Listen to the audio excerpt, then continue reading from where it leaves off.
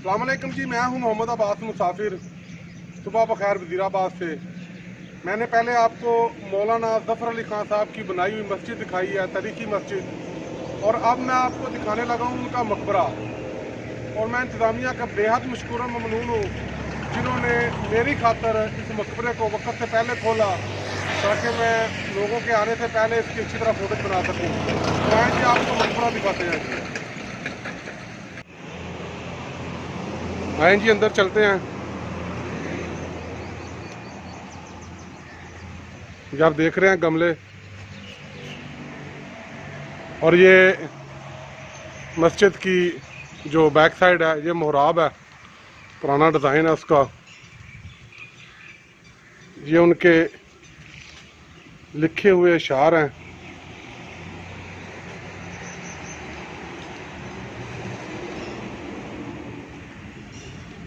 और ये है जी, यहाँ से आप अंदर आएंगे तो आपको ये सब नज़र आएगा। ये उनकी लिखी हुई किताबें हैं, मौलाना ज़फ़र अली ख़ान साहब का, जो उन्होंने अपनी ज़िंदगी में लिखा है। ये सारा कुछ है जी। आप इन किताबों के नाम पढ़ लें।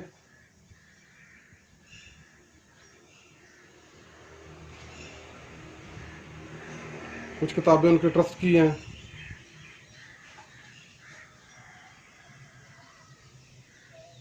और किताबें भी हैं इसमें। तो ये आपको नज़र आ रहा होगा। ये आप देख रहे हैं, इंतहाई दीदार खूबसूरत रवश बनी हुई है, और इसके साथ बड़ा प्यारा सा पार्क है, लॉन है। आए जी, आगे चलते हैं।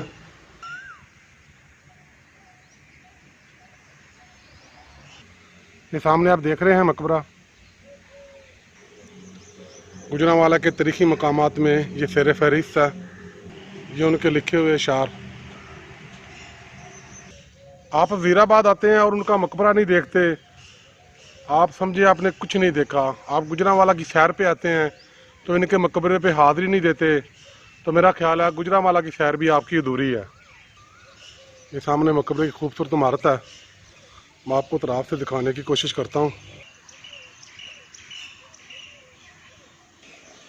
मौलाना ज़फ़र अली ख़ान साहब को नमाज से बड़ी रग़बत थी। आप इनकी ज़िंदगी पे लिखी गई तारीख़ की किताबें पढ़ के देख लें, आपको साफ पता चलेगा कि नमाज के मामले में ये किसी भी रू रायत के कायल नहीं थे, बल्कि इन्होंने बहुत सारी अहम चीज़ें, अहम मौक़े सिर्फ इसलिए छोड़े कि वहाँ पे नमाज के लिए वक्फ़ा नहीं था। यहाँ से आपको मकबरे का हिस्सा, मस्जिद का हिस्सा और उनकी रहायशगाह का हिस्सा नज़र आ रहा है। मैं जहाँ भी जाता हूँ मेरी कोशिश होती है आपको चारों तरफ से दिखाया जाए। आप भी घर से निकलें, देखें, सब घूमें फिरें। अगर नहीं निकल सकते तो कम से कम हमारी कोशिश है आपको दिखाया जाए सब कुछ।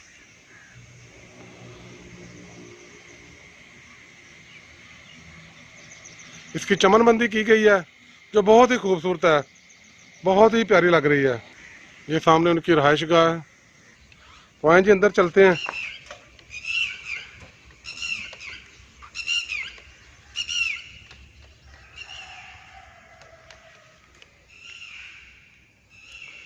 जब देख रहे हैं जी, बाबा सहाफ़त, उनकी आखिरी रामगाह है ये आप देख रहे हैं जी। कब्र मुबारक पे बिस्मिल्लाह लिखी हुई है, आयात मुबारक है। नीचे जो उन्हें ख़ताब मिले वो हैं अवाम की तरफ से, कौम की तरफ से। उनका नाम, उनके वालिद मोहतरम का नाम मौलाना ज़फ़र अली ख़ान, फ़र्जंद अर्जमंद मौलाना सराजुद्दीन अहमद ख़ान। ये उनकी तारीख़ पैदाइश लिखी हुई है, और यह तारीख़ वफ़ात 18 जनवरी 1873 को वो पैदा हुए। देखें शेर, क्या बात है जी। वो बख्शवाने हमें आएंगे क़यामत में, अगर चाह काबिल बख्शिश नहीं हमारे अमल। फ़क्त ये बात कि हम उनके नाम लेवा हैं, करेगी उम्मत आसिक की मुश्किलात को हल। इश्क़ रसूल सल्लल्लाहु अलैहि वसल्लम में डूब के लिखे हुए इशार। इस कब्र के साथ उनकी रोजा मोहतरमा की कब्र है,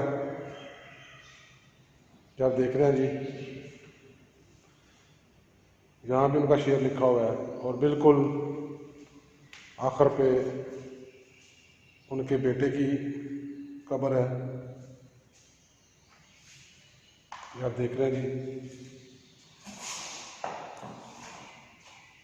यहाँ भी शार लिखे हुए हैं और मशरक़ की तरफ उनकी कब्र के बिल्कुल मशरक़ की तरफ दाएं तरफ एक कब्र है।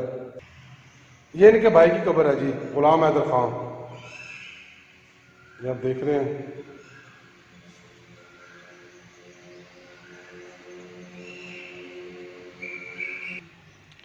ये इनके मकबरे का अंदरूनी मंदिर, ऊपर फनूस लटका हुआ है।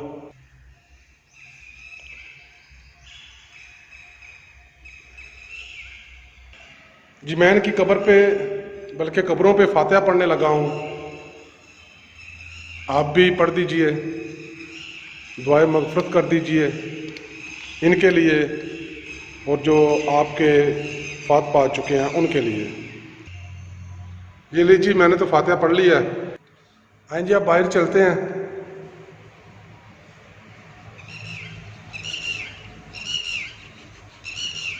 ये सामने मस्जिद है और ये उनका घर है। मैं इंतज़ामिया का बेहद मशकूर हूँ जिन्होंने मेरी खातिर इसको वक्त से पहले खोला ताकि लोगों के आने से पहले मैं इसकी फ़ोटोज ले सकूँ। मौलाना ज़फ़र अली ख़ान साहब के घर से उनके मज़ार का एक नज़ारा, ये आप देख रहे हैं जी, लॉन और मकबरे का नज़ारा। ये मैं मस्जिद की छत पे खड़ा हूँ और सामने मौलाना ज़फ़र अली ख़ान साहब का मज़ार है। ये मस्जिद की नुक्कड़ पे बड़ी खूबसूरत जगह बनाई गई है शायद बैठने के लिए, या फिर डिज़ाइन बनाया गया है। ये सामने आपको नज़र आ रहा है रोज़ा मुबारक।